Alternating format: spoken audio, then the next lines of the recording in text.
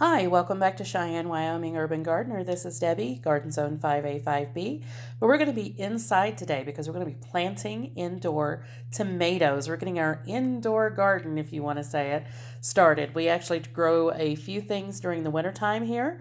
We grow our tomatoes, which you can see here.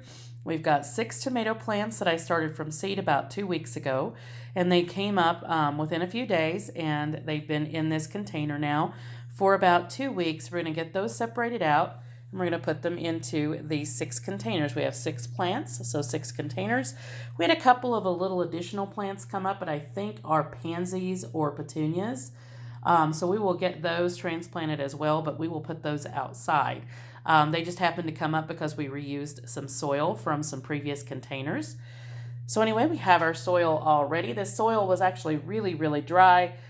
We've had it since the spring, so we did have to leave it sitting for just a little bit in some water, so that way it went ahead and soaked up all of that water and got it all nice and back to the way it should be.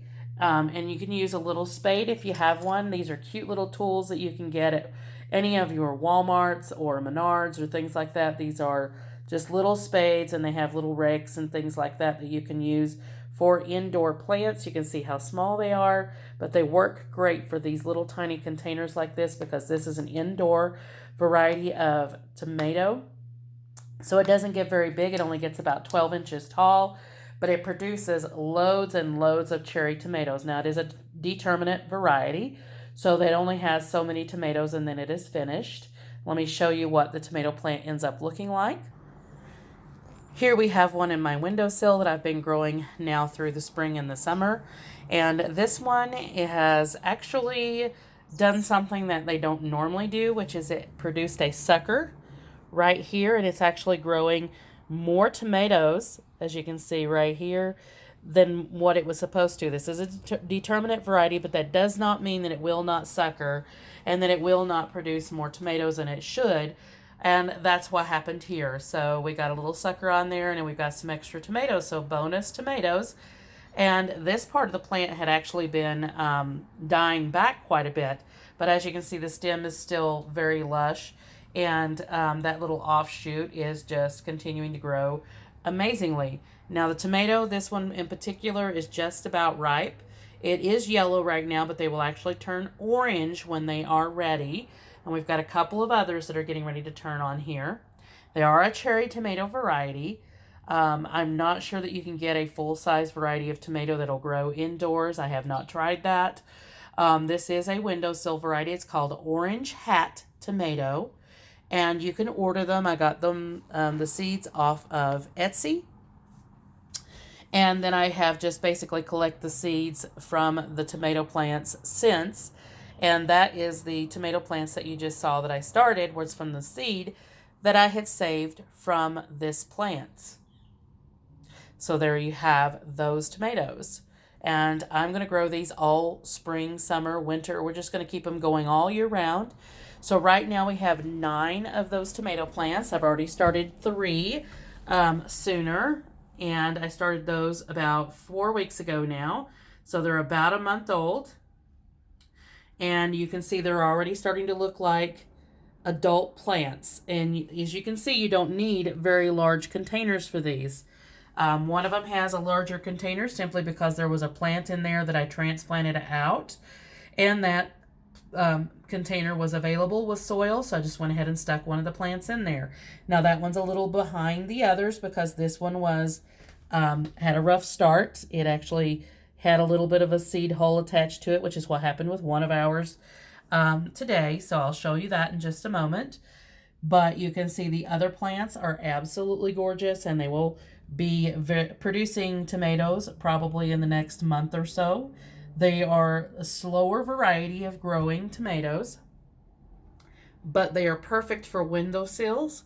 On the inside, we do have this wall of windows in here. They would call this the growing room, which is basically an extension off of our dining room.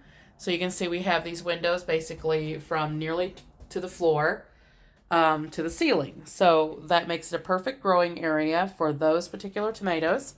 And we were actually going to try some more indoor plants on our windowsills this winter. We're just kind of doing some research on what plants we actually want to try. So we're going to give that a go. But that's what those tomatoes look like. Now let's get back to our others. I also wanted to quickly show that we are growing basil indoors as well, which I do every single winter. And it will become quite full and lush. We have some opal basil in there, some cinnamon basil, lemon basil, and just a standard basil, all in this container. So we will be seeing those get mature pretty soon because they've actually grown quite a bit in this container already. So there you can see our 6 tomato plants. Like I said, one of them had a little bit of a rough start. It had a little bit of a seed hole stuck to it. And when I took that off, it did clip the ends of the leaves off. But I believe that it will be just fine. It looks like it's a healthy plant, just had a little bit of an issue getting started. So we're going to go ahead and give it a separate container. So we'll have 6 containers here for our 6 plants. And we will get those going. So we're going to have 9 tomato plants all together. I may actually start 3 more and see if we can have 12 all together. So that way we'll have tomatoes all through the fall and winter. So what we're doing now is we're just using our small spade here just to try and separate these little tomato plants out. And then we have a little bit of a divot in each of our containers here. And we're just sitting the tomato down into it, not very far. You don't want it going the soil going all the way up the stem because it will actually cause the stem to rot. So you want to carefully do that just enough to cover the roots. And then just push the soil back up against the plant and make sure when you're watering that you're actually watering around the plant, not on the plant, because tomatoes are very sensitive to having water on their leaves and it'll actually cause them to die. So just make sure to water all around instead of on the plant. And we have our 6 little containers ready to go. Look at those little tomato plants. All going to be really happy in these little containers. And then we're going to go ahead and get them into the windowsill. And into the windowsill they went. So there we have our little containers. We use a hodgepodge of all kinds of little different containers to sit them down in so that way they don't get water all over the floor or anything like that or on the windowsill. So there we have them. 9 little tomato plants. 10 if you count the old one. If you want to call it old. So I'll look forward to some tomatoes out of these guys. I also wanted to show you some projects that I've been doing. Of course, I've been doing a lot of canning this fall, and one of the things that I got a hold of was some decent pears, and we just let those ripen for a couple of days, and then we went ahead and canned them up, and I just put them in a very light syrup. There's about 2 tablespoons of sugar per jar, and then water and a little bit of lemon juice. So we went ahead and canned those. Now this is a Rebel canning method, so this is not something that I recommend. This is something I do for myself, but they are absolutely gorgeous pears. You can see that there. And our mixture of Bartlett and Red D'Anjou. So we have those pears, and then I made some pear cider with the peelings and the cores that were left over. You take all the seeds out because the seeds of pears and apples and other fruits actually contains cyanide. So you do not want to use the seeds in anything. You want to make sure you get those out of there. So we just put these in a huge stock pot, fill it about halfway with peels and cores, and then we put about 2 gallons of water, boil it for about 2 hours, so it reduces down just a little bit, not a whole lot, it actually reduces down just a small amount.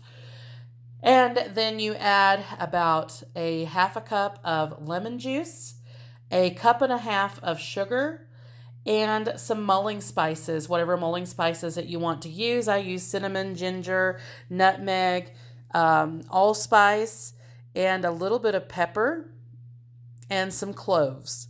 So I use all of that in there, and then I put a cinnamon stick per jar. So then you just let it boil for another 30 minutes or so with the mulling spices in there, and then you just put it into your jars. I have a half-gallon jar, 3 quarts, and a pint. So there you have how much is left after you add in your spices and let it reduce down a bit. And this pear cider is absolutely fantastic. It tastes just like what you would purchase in the store, except it costs way less. And it tastes way better, in my opinion, than what you can get in the store. And again, this is a Rebel canning method, so I don't recommend it to anyone. You would need to do it at your own research. So just make sure you're looking at all the safe canning methods and decide what is right for your family. But just to let you know, a lot of the canning methods or requirements that are online or recommendations are actually studies that haven't been done. Some of them, such as pumpkin puree, the study has never actually been done. The research has not been done. So they recommend not canning pumpkin puree simply because they haven't researched it to see whether or not it's actually really that safe. So that's one of the things you have to look at and just decide what is right for you. And with my products, when I make something and I water bath can it, I always actually cook it before I'm putting it in the water bath canner. And then when I'm processing it, such as these pears, I do it for a lot longer than what is actually recommended for water bath canning. And especially with the pear cider, this actually goes in for about 3 hours in a water bath canner at a rolling boil. So that is something you have to look at. Look up all the research on botulism and safe canning methods and decide what is right for you and your family. And just make sure you're actually reading the information if there's been any research done on those canning procedures. So anyway, that is it in a nutshell. I had a whole bunch of things that I needed to do today. Got those done. We got our tomatoes planted and we have stuff to put away. So like, subscribe, hit the notification bell for notices on new videos as they come out, and we'll see you in the next one.